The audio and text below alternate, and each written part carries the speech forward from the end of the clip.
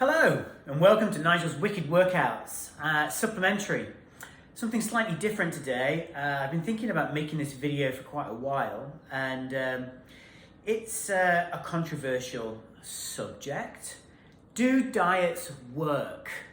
I feel like I'm in a position to have an opinion on this.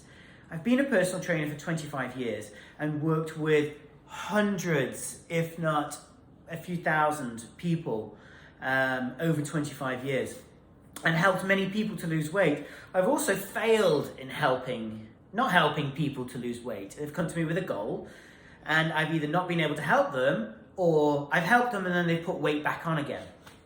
I can't tell you how many times that's happened. I've done everything right, given them the right food, motivated them, and given them the correct exercise just right for them. I've varied what they've eaten. I've listened to them give me feedback and give them alternatives.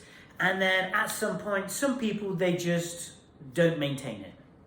And so I've tried and looked at every diet out there. I've taken nutritional certifications. I've taken coaching certifications. I've done a lot of reading on habit forming. And it isn't until I came up against my own issues and demons that it gave me a different perspective on which diets work. So which diets do work? Which is the best one? Well, to answer the first question, every diet works.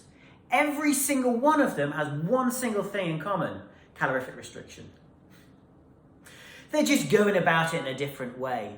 There is no magic diet in my humble experience of 25 years of working with people on the front lines.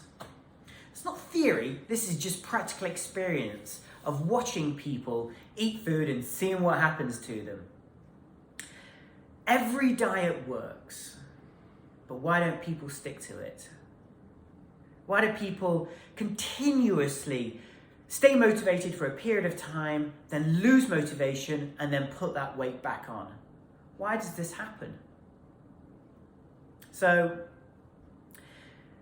I found that, again, I can only call from my experience and what I've noted and seen happen to people, is that when people have something unresolved, or they're sitting in their own space, in their own head, and they're ill at ease with something, they're not happy with something, that motivation, that external motivation won't last. And then they go back to using food to feel better. I've done this. It's my first addiction, is food. I started when I was about 11 years old, filling my little face with cherry Pepsi and chips, or crisps in England. And so I replaced that with being busy and then replaced it with even more substances and behaviours. I've just swapped one out for another. Cycling's even an obsession for me, but I digress. So if you fall into the category of somebody who has consistently put weight on, and then no matter what you do, you're just not being able to maintain that healthy eating plan, that diet, that keto, that blood type, whatever, they all work. If you haven't been able to maintain it and you find yourself using food to feel better, you fall into the same category as me. And so I'm not saying that's everyone. I'm just saying I use food to feel better. So when I do that, for me, I do a cunning little thing where I'm like, right, if I'm going to eat a bar of chocolate, I've got to do an extra 20 minutes on my bike tomorrow. So I kind of maintain my body fat, but at the cost of my poor pancreas having to, deal with all this sugar going in my system. So there is an answer, but it's harder than anything you've ever done before. It's a path less taken. And there are 3 options you could take. And I do this now with a new client. I have a series of questionnaires that I take them through to give them an opportunity to identify some problems and areas that they might have. So, the first one is, you can find a certified addictions therapist who will, and you don't have to lump yourself in with crackheads and people doing things on the street, living under bridges, drinking rubbing alcohol. This is regular people. This is me and you.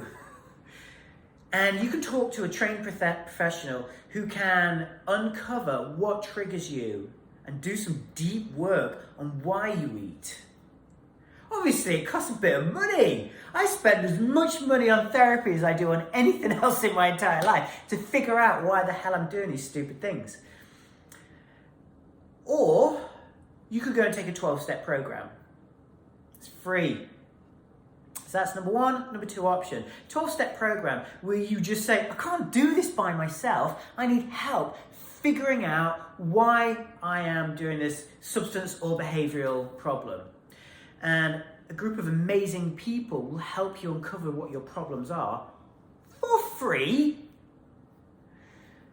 And then in return, all you have to do is help other people afterwards. It's that simple. Or option number three, do everything. Get a therapist, join a 12-step group, and do everything you possibly can do to change how this works. I can't tell you the success I've had with people when we've taken the approach of fixing why you eat shit food rather than just saying don't eat shit food. Because once you've figured it out, you can eat everything you want, but you don't use it as a way of feeling better. So, there are my options for you.